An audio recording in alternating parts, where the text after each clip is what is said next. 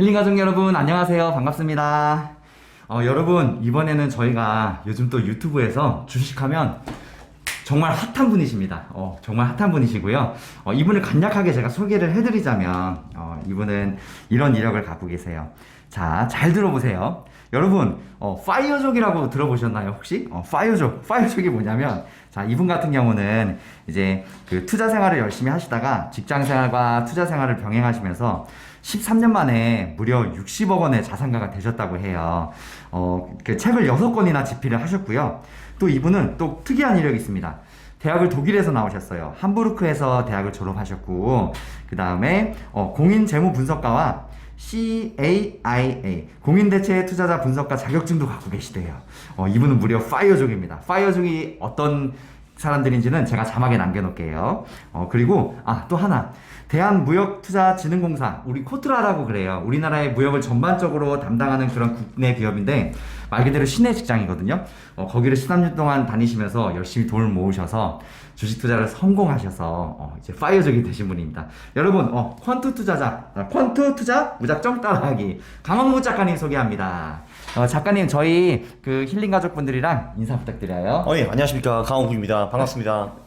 반갑습니다, 작가님. 그래서 저희가 사실 주식 투자에는 여러 가지 방식이 있어요. 저희 같은 경우는 이제 안전하게 그냥, 저희가 구독자분들이 아무래도 좀 장년층 분들이 많아요. 안전한 ETF주로 위주를 하는데, 또 주식 투자에도 돈 버는 방법은, 자본을 축적하는 방법은 다양하잖아요.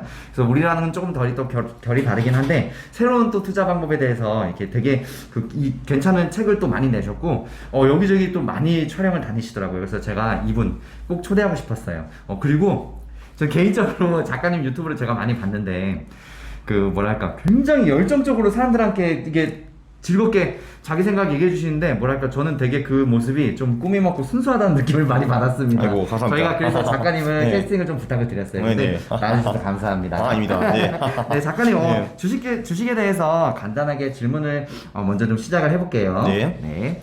그리고 제가 오늘 저희가 사정이 있어서 마스크를 쓰고 좀 진행을 할게요. 여러분 이해해 주세요. 자, 첫 번째 기본적인 거. 항상 저희가 게스트들을 모시면 네. 항상 하는 질문이 있어요. 우리가 주식 투자를 꼭 해야 하는 이유, 주식 투자의 장점, 이런 기본적인 것들을 좀 이야기해 주셨으면 좋겠어요. 일단 기본적으로 네. 저희가 지금 100세 시대에 살고 있잖아요. 네. 100세 시대라는 거는 우리가 아무리 오래 일을 해봤자 한 40년 정도 일을 하는데, 그 후에도 또 40년 동안 살아야 된다는 거예요. 그러니까 노동을 안 하고서. 네. 이제 뭐 먹고 사느냐, 이게 중요한데, 사실 제가 보기에는 그때까지 자산을 축적을 해가지고 그 자산을 투자를 하면서 먹고 사는 수밖에 없어요. 3, 40년 그렇죠. 동안. 굉장히 긴 기간이죠. 네. 사실 뭐 옛날에는 그 평균 수명이 뭐 65세 이랬기 때문에 60세까지 열심히 일하고 5년 정도만 이제 내가 축적한 자산을 까먹고 이제 돌아가시면 되는데, 지금 이제 그게 안 되는 거예요. 네네. 그래서 3, 40년 동안 먹고 살아야 되는데, 네. 그럼 자산을 축적을 일단 먼저 해야 되잖아요. 네. 그걸 뭐로 할까 고민하면은 사실상은 대책이 뭐 주식, 부동산, 코인 이런 거밖에 없어요, 사실. 네네. 그래서 뭐 저는 뭐 무조건 주식을 해야 된다라고 하지는 않고, 네. 부동산 잘하시는 분은 부동산 하시면 되는데, 어쨌든 주식은 그 3대 산맥 중에 하나라고 저는 보고 있습니다. 네, 3대 산맥으로. 네, 그래서 또 이제 하나, 현재 지금 주식시장이 돌아가는 상황이 올 초부터 작년 말부터 지금 많이 떨어지고 있어요. 그렇죠. 네. 이 약세장이 언제쯤 끝날지, 또 아니면 더 하락할 여지가 남아 있는지, 아니면 현재 지금 약세장에 어떤 문제점들이 있는지. 그리고 또 하나, 우리 개인 투자자분들은요, 멘탈 관리가 정말 어렵습니다. 네. 약세장에서 어떻게 멘탈 관리를 하는 게 좋을지 어떻게 생각하세요? 이런 것 좀 부탁드려요.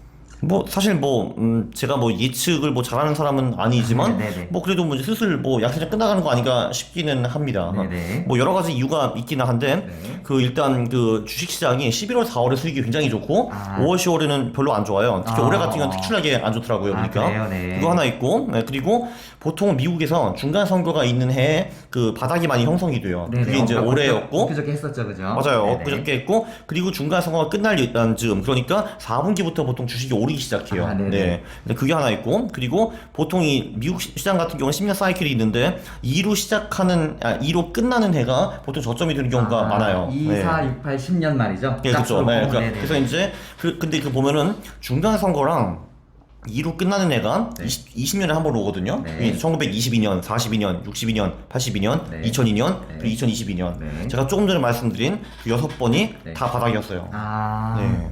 짰을 때 말이죠. 그쵸. 되게 특이한. 그러니까 2로 거네. 끝나고 네. 중간 선거가 있는 해. 네. 그때. 그때가 올해 같은 경우도 이제 그런 거거든요. 2022년. 네. 심지어 올해 같은 경우는 2로 시작하고 2로 끝나기도 하네요. 재밌네. 어쨌든 그래서 이제 저점이 될 가능성이 좀 높다고 생각을 하고요. 네. 그래서 뭐 올라간 게 나왔다라고 생각을 합니다. 네. 네네. 그렇게. 네. 그런 또 타이밍이 있구나. 확실히 이거 주기 위주로 많이 또 분석을 하시고 보시는 분이니까 또 이제 그런 그 데이터가 있네요. 그리고 실제로 네네. 올해 장이 많이 빠졌잖아요. 사실 많이 S&P가 그 최고점에서 최저점까지 27% 정도 날아갔고, 네, 그리고 30 날아갔어요. 그쵸. 그리고 나스닥이 35%그 정도 빠진 걸로 알고 네, 있는데요. 많이 날아갔어요. 많이 빠졌죠, 뭐 그 정도면. 알겠습니다. 자, 그리고 또 질문해 볼게요. 우리 개인 투자자들이 주식으로 손해를 많이 보는 이유가 있어요. 네. 요거는 저희가 항상 강조하듯이 단타에 대한 이야기인데, 단타가 왜 위험한지, 또 종목 선정이 얼마나 중요한지. 참고로 저희는 이제 구독자분들이 아무래도 중장년층이 많으세요. 네. 그래서 안전한 거 위주로 말씀을 드리느라고 이런 질문을 꼭 하는 거예요. 네. 개인 투자자들이 손해를 많이 보는 이유가 어떤 것들이 있을까요? 일단 기본적으로 네. 사람의 두뇌는 투자를 하면 할수록 깨지도록 설계가 되어 있어요. 네. 근데 조금 전에 단타가 위험하다고 하셨는데, 네. 단타 자체가 별로 위험한 것 같지는 않은데, 네. 근데 일단 단타라는 거는 거래를 많이 한다라는 거잖아요. 네네. 일단 거래를 하면 할수록 사람은 수렁에 빠지게 되어 있어요.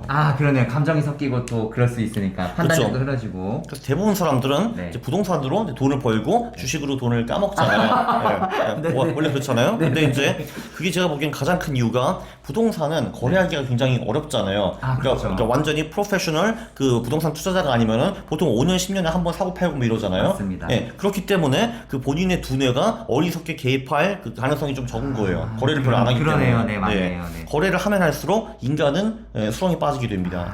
한 가지 예만 들면은 사실 제가 보기에는 주식시장에서는 진리가 딱 하나밖에 없어요. 수익은 길게, 손실은 짧게.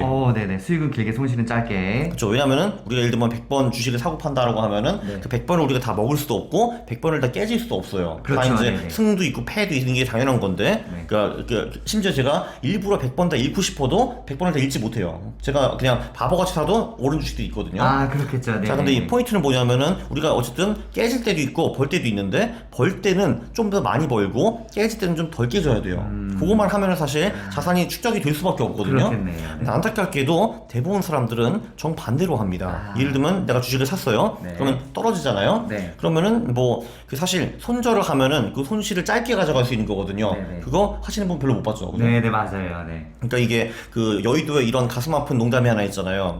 잡주에 들어가서 물타기를 한 후 대주주가 된 후에 상장 폐지를 당한다라는 말이 있습니다. 저도 네. 들어봤어요. 그렇죠. 굉장히 네. 이제 슬픈 얘기죠. 슬픈 얘기인데, 근데 무서워서 그게 죄송합니다. 대부분 이제 투자자들이 그렇게 투자를 합니다. 그래서 손실은 굉장히 크게 가져가고, 네. 또 근데 벌 때는 조금 오르면 10% 20% 오르면은 빨리 팔아버려가지고 이익을 확정하는 그런 경향이 굉장히 강해요. 네. 사실 이게 먹을 때는 좀 크게 먹고 네. 깨질 때는 작게 깨져야 되는데 대부분 반대로. 투자자들은 정반대로 하고요. 반대로 하고 그러면 이거를 하면 할수록 계속 수렁이 빠질 수밖에 없는 거죠. 네. 그래서 이제 대부분 투자자들은 이제 투자하면 망한다라는 겁니다. 이게 가장 큰 것 같아요.